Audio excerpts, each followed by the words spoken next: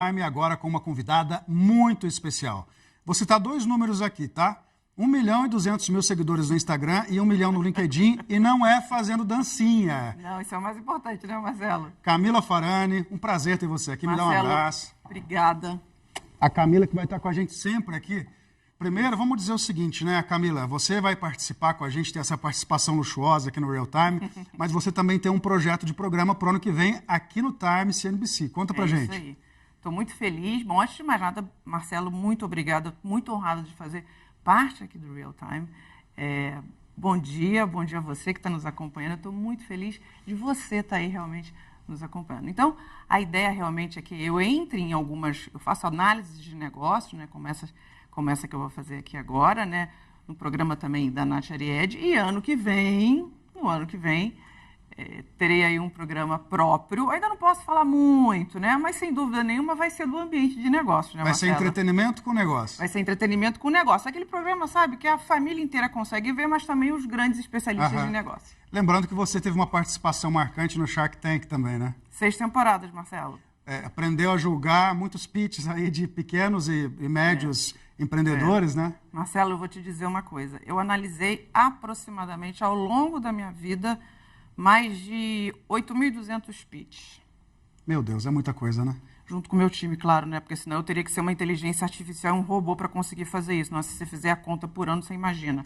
Mas é bastante pitch. A gente vai falar do tema que você preparou para a gente aqui, mas antes eu queria que você satisfizesse uma curiosidade minha, que eu acho que vai ser interessante para o público também. Eu lendo um dos seus posts, eu vi uma história muito interessante contando de como você tentou ser empreendedora com o Café Farani, e você, no começo, fez um café do jeitinho que você queria, que foi um fracasso. E teve que fazer uma reviravolta. Conta pra gente como é que foi esse café tão bonitinho que você fez e que não deu certo. Essa história foi o seguinte. Na verdade, eu juntei uma cor que eu gostava, que era uma cor lilás. E aí eu falei o seguinte, eu vou botar branco lilás e eu vou criar Farani Deli Café. Ou seja, eu não tinha nenhuma criatividade, porque eu peguei o meu nome, botei um Deli Café, ninguém entendia. E as pessoas entravam e perguntavam assim, você vende sorvete? Eu não vendia sorvete. No fim, era um fast food saudável. E eu comecei no primeiro mês de faturamento, eu praticamente quebrei. Durante os 3 primeiros meses, eu praticamente quebrei, até eu entender a principal fórmula, que eu falo sempre, né? Não só na Farani Escola de Negócios, mas eu falo sempre, escuta o teu cliente, escuta o seu consumidor. E todo mundo começou a dizer para mim o seguinte, Camila, você criou um negócio que só você entende. Eu vendia salada pronta, eu vendia sanduíches prontos e eu vendia café. Ou seja, qual brasileiro gosta de... Você gosta de comer salada pronta? Eu não gosto. Eu gosto de comer salada com comida, não só salada pura. Então, e o brasileiro tem uma peculiaridade também. Ele gosta de participar do processo de criação do prato dele. Então, imagina, você chega num restaurante, porque eu me baseei no modelo europeu, no modelo norte-americano, que funciona para a cultura de lá, mas não funcionava para a cultura brasileira. Aí deu aquela reviravolta. Deu aquela reviravolta. Mudei, reposicionei o branding, reposicionei o modelo de produção, criei novos processos, 5º mês de operação, fila na porta, 6º mês, ponto de equilíbrio. Que ótimo. Isso mostra também a importância da mentoria. Você teve ajuda. Na verdade, sim, sem dúvida nenhuma. Eu tive ajuda dos meus clientes, mas eu acho que a gente nunca se constrói sozinho, né? Eu acho que, sem dúvida nenhuma, foi um processo de várias pessoas da área, várias pessoas, principalmente também da minha mãe, acho que é importante falar isso, falando assim, Camila, cuidado, não vai muito para frente. Então, isso me segurou, porque se deixasse eu ia para frente. A lição disso daí é assim, faça o seu negócio para o seu público, não do jeito que você queria, do jeito que o público quer, né? Perfeito. Eu acho que você trouxe o principal ponto. O que acontece? Hoje, você vai abrir um negócio, ou você já tem um negócio, as pessoas elas vão lá, gastam muito dinheiro, ou por uma questão porque ela gostou bastante, ou porque tem alguém, fala aquela coisa assim, a pessoa fala, poxa, o fulano de tal está lá fazendo e aquilo está dando muito dinheiro. Mas você não sabe o que ele passou para poder chegar onde ele chegou. Quanto de sola de sapato ele teve. Então, no primeiro momento, é importante você ouvir os seus clientes, gastar o mínimo de recurso possível e botar o seu mínimo negócio viável de pé.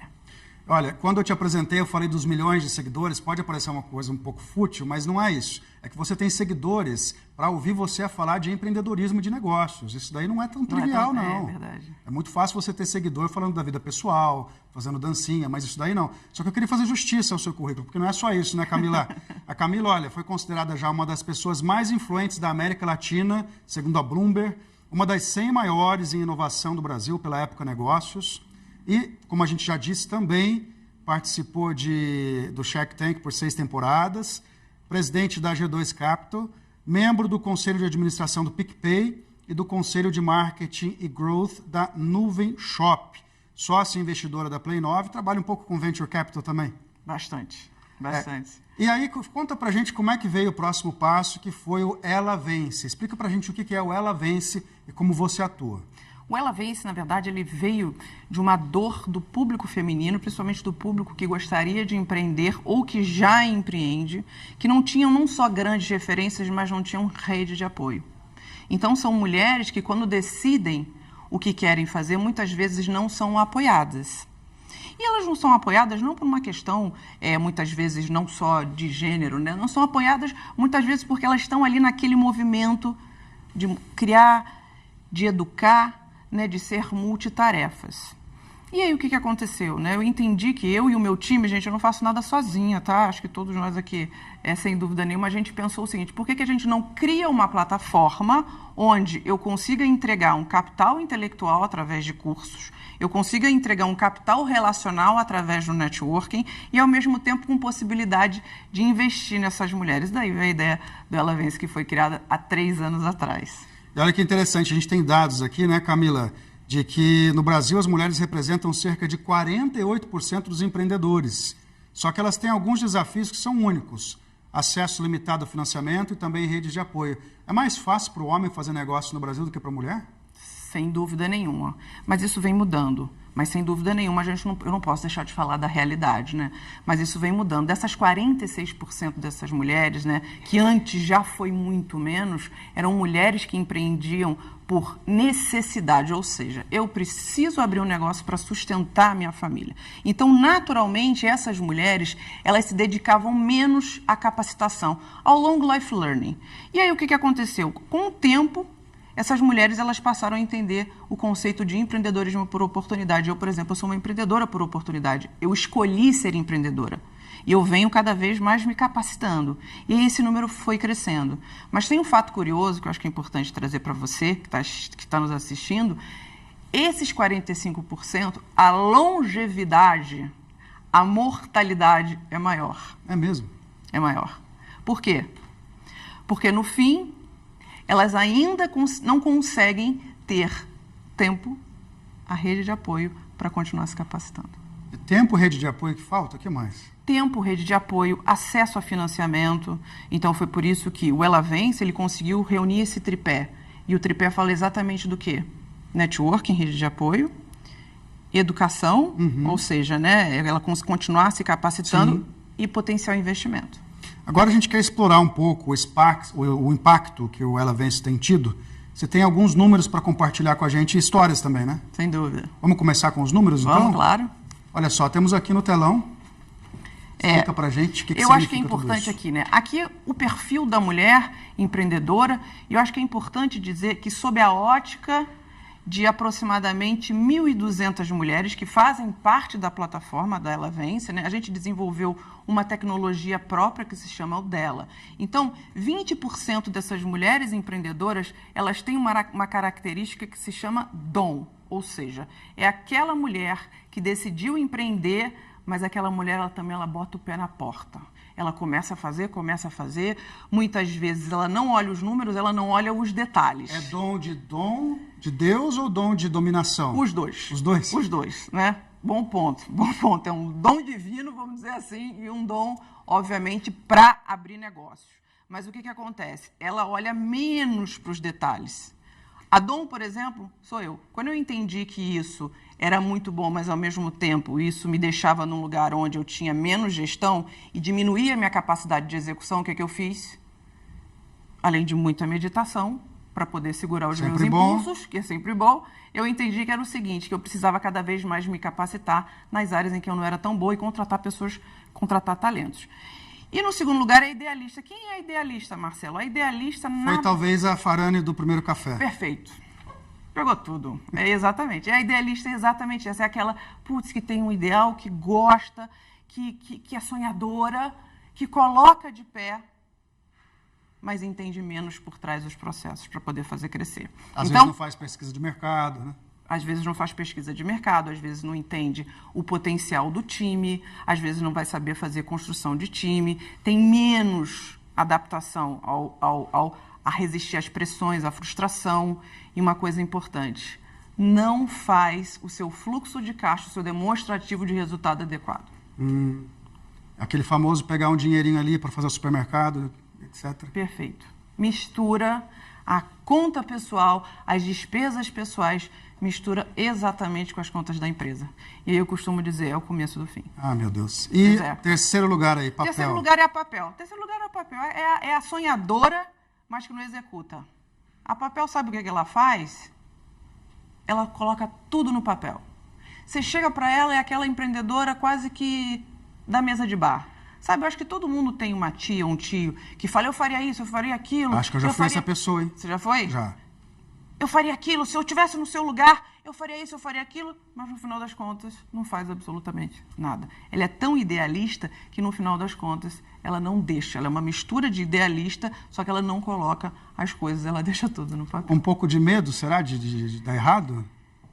Na verdade, sim, sem dúvida nenhuma. Acho que tem uma questão do medo, mas eu acho que, antes de tudo, tem uma questão cultural, histórica, de que ela não tem o apoio e, efetivamente, ela não tem coragem. Sim, então, coragem, eu acho que é muito mais... eu posso categorizar que é muito mais uma questão comportamental. Tá certo. Âncora? Âncora, na verdade, quem é a âncora, né? A âncora é aquela mulher controladora. A âncora quem é? Aquela que ela acha que absolutamente tudo que ela faz é o que vai dar certo.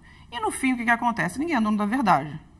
No fim, ela entende o seguinte, que não adianta eu ser uma controladora nata se eu não tiver time, porque ninguém faz nada sozinho. Camila, para a gente continuar falando, vem temporariamente para esse lado aqui, só para a gente conseguir enxergar aqui o gráfico. Ótimo, tá bom. E eu consegui falar para a câmera. Para qual câmera que eu... Vamos dividir a 4 aqui e a 2. Necessidade, vamos lá. Então, e a empreendedora por necessidade, como eu expliquei anteriormente, né, aquela que empreende assim, eu preciso sobreviver, então eu preciso realmente abrir um negócio. E a desbravadora é aquela que não tem recurso nenhum, é aquela que efetivamente foi lá, ou colocou tudo que ela tinha, na verdade, às vezes o que ela não tinha, se endividou, não fez o fluxo de caixa, e aí, efetivamente, o que aconteceu? Muitas das vezes ela quebra. Então, a junção de todas essas, elas acabam refletindo naquele número dos 46%, mas que depois não conseguem perdurar nos seus negócios. Tá certo. Tem mais uma tela para gente? Provavelmente. Tem algumas boas telas aí. Então, vamos lá. Vamos continuar, porque esse assunto é interessantíssimo. Eu acho que muita gente que está assistindo agora está de olho no que você está falando. E aí, o perfil dessas mulheres empreendedoras, né? Então, e aí volto a dizer, a fonte é o Ela Vence, né? Então, 43% de São Paulo, 26% do Rio de Janeiro, 11% de Minas Gerais. E, recentemente, Rio de Janeiro e São Paulo tem registrado o maior crescimento de abertura de empresas femininas. Tá certo. Depois Rio Grande do Sul e Paraná, Rio Grande do Sul e Paraná. Próxima tela. Perfil dessa mulher. Interessante, né? Idade. Quem é o perfil dessa mulher? Via de regra de 35 a 44. E aí você vai perguntar assim, caramba, Camila, 41,25%, né? Mas faz sentido se você pensar, porque é uma mulher que já trabalhou bastante, está um pouco cansada, talvez, do emprego formal e quer outra vida, talvez. E ela quer uma outra vida. Muitas vezes aqui ela já optou pela maternidade, ela entendeu que, putz, agora eu vou conseguir realizar o meu sonho, e aí ela opta por empreender. Então, via de regra aqui, é uma empreendedora por oportunidade. E que às vezes empreende até em casa, né? Empreende em casa. Está com o filho do lado ali. Exatamente. Mas tem grandes histórias, né? Tem grandes, enfim, uma das maiores franquias de bolo do país é de uma mulher que começou fazendo bolo em casa com o filho do lado. É a Sodier? Não, pode falar a marca, não tem problema. Que é a Fábrica do Bolo. Fábrica do Bolo, interessante. A Fábrica do Bolo. E aí depois você tem um outro recorte, são 35,54 de 25 a 34 anos. Então aqui você pega uma mistura já de geração Z com millennials. Então essa junção ela acaba sendo muito interessante, mas o aspecto mais bacana é que essas mulheres aqui, via de regra, empreendem em empresas de tecnologia. E essas aqui são mais da economia real. Tá? Então, essas de 25 a 34 anos, por já terem nascido dentro do ambiente tecnológico, de uma certa forma, elas já optam por ser o que a gente chama de nativas digitais. Interessante. Agora, 45 a 54, um pouco menos ali, né? Agora 45 a 54 é um dado que eu fico muito feliz de falar, principalmente sobre a ótica do etarismo. Por quê? Porque muitas dessas mulheres acreditam que elas não estão mais na capacidade produtiva delas. Mas você imagina, eu tenho 43 anos. Se você me perguntasse assim, você queria voltar no tempo? Eu ia falar, não. Tá bom, né? Não, tá bom. Mas também, né? A maturidade, né?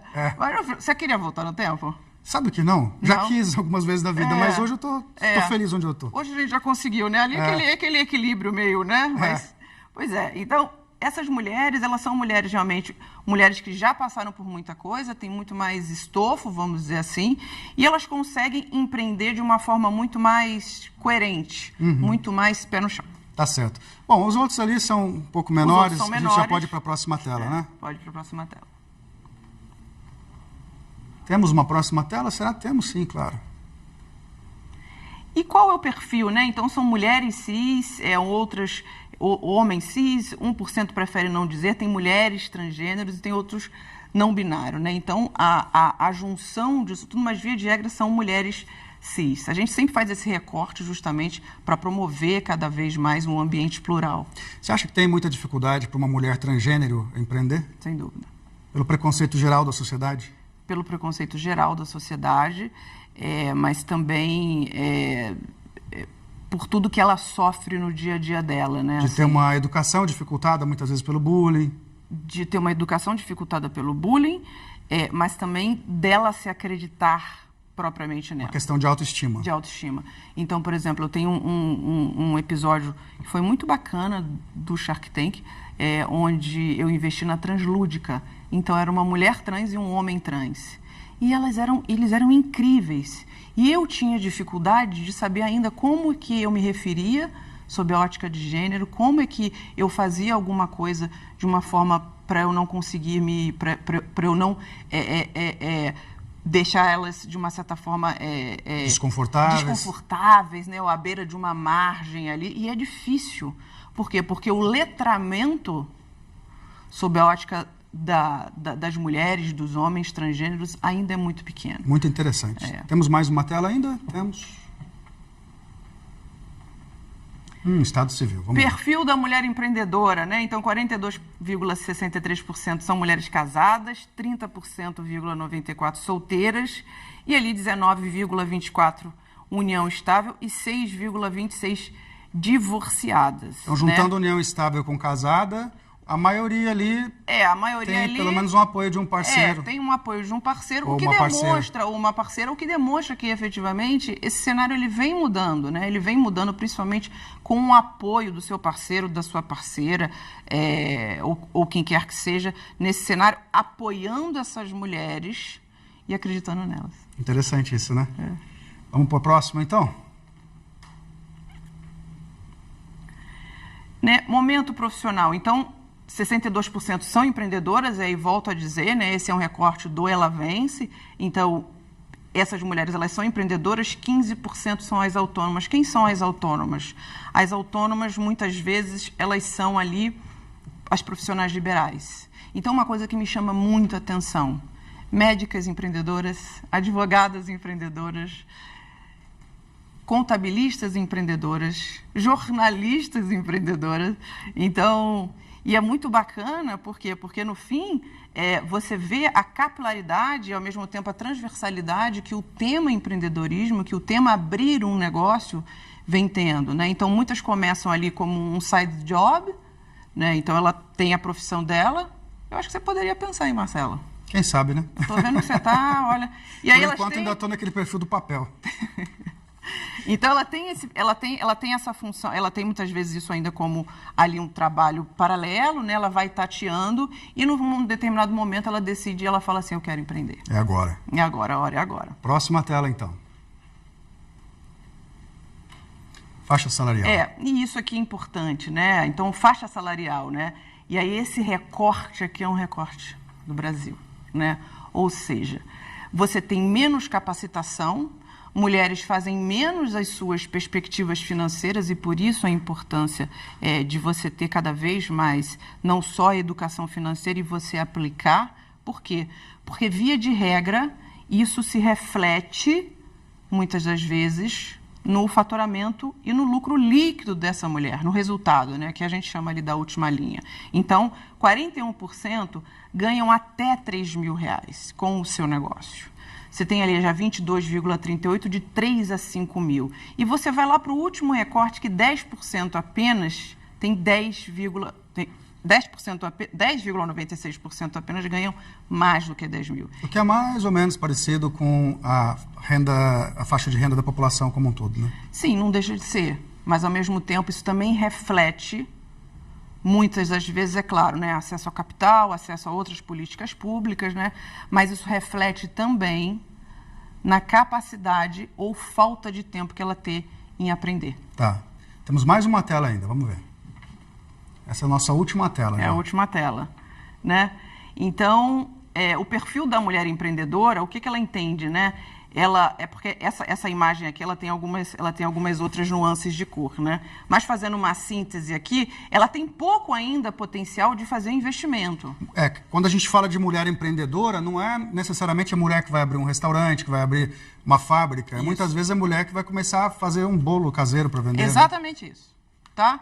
É a MEI, é a microempreendedora individual. Então, acho que é importante. Mas esse aqui é um retrato também do empreendedorismo feminino e, como você trouxe muito bem, da realidade, né, populacional do Brasil. Então, quando você chega, porque uma das coisas que eu ensino bastante na Farani Escola de Negócios e no Ela Vence, eu falo o seguinte: qual o capital que você tem para reinvestir no seu negócio? E aí a gente esbarra nessa condição. Uhum.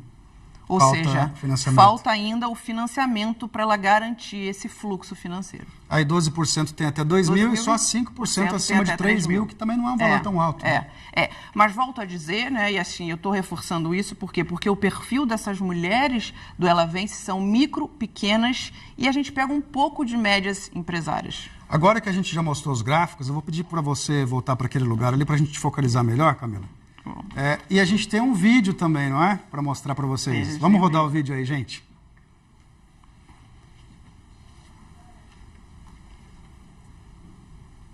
Tá bom, daqui a pouquinho a gente roda o vídeo e vamos falar um pouquinho mais então sobre o Ela Vence. Eu acho que é importante dizer, né? Estamos no começo, né? Então, assim, é onde tudo acontece, né? É, o começo de um empreendimento grande também. É o começo de um empreendimento, que eu sei, a gente tem sempre conversado sobre isso. E empreendimento que saiu do papel, não ficou no papel, né? Que cumpriu várias etapas importantes. Tempo cumpriu e está entregando um conteúdo incrível. Isso aí. Incrível.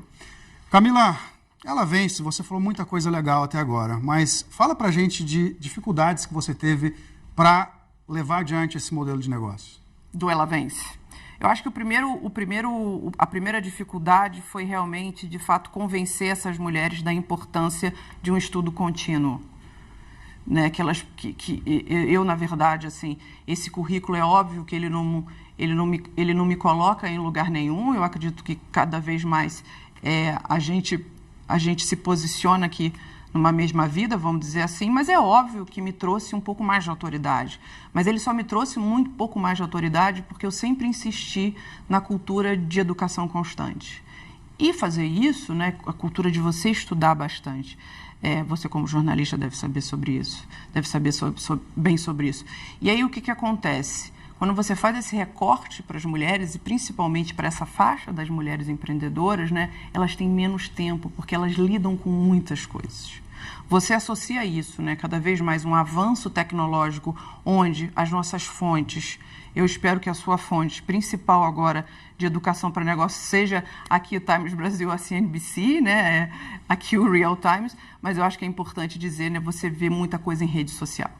Camila, agora você tem também casos de sucesso aí para falar para a gente, né? Sim, eu tenho um caso de sucesso que me dá muito orgulho, né, da Sandra, que é uma aluna e empreendedora do Ela Vence.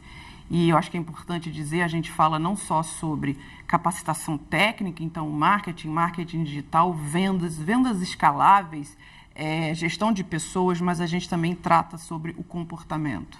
Então, a gente trata muito sobre as soft skills. É essa mulher cada vez mais, ela tirar os vieses, tirar o complexo de impostor e se acreditar. Então, quando a gente levanta essas mulheres, elas conseguem aprender mais. E aí eu trago o caso da Sandra. A Sandra, ela fez o Ela Vence, e depois ela mandou uma mensagem, né, para a gente muito emocionada, dizendo que ela conseguiu. A Sandra tem uma empresa de serviços, né, com foco em contribuição e descoberta das personas, das pessoas, dos clientes, dos negócios. E ela aumentou mais de 50% do seu faturamento mensal. Que bacana. Mais um outro caso vem à mente? Um outro caso, a gente tem o caso da Aline, né? A Aline também era uma empreendedora, era uma doceira. Aí eu gosto. Era uma Adoro doceira. doce. Ela era uma doceira. Você gosta de doce? Adoro. Eu também, pois é. É meu guilty pleasure, né? A gente não consegue parar. E ela mandava uns doces, eu falei, Aline, pelo amor de Deus, não manda mais doces.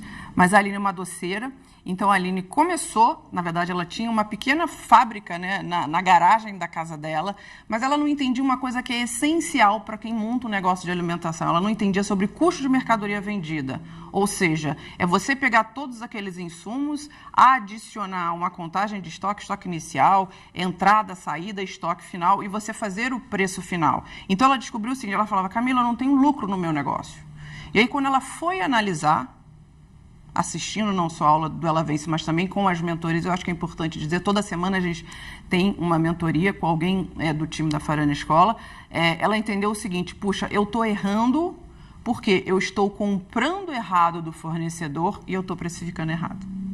E hoje ela conseguiu, pelo menos, já atingir o ponto de equilíbrio, ou seja, né, quando a equalização da receita fica igual à despesa e pelo menos prejuízo ela não tem mais. Que bom a gente ouvir isso. Camila, que prazer te receber aqui no Real Time. Eu estou muito feliz. Me convida, viu? Bom, a gente vai estar aqui sempre, né? Toda semana, por favor, né? Tá bom. Eu que te agradeço, Obrigado, viu? Camila. Parabéns, você Mais está sucesso ótimo. para você. Obrigada.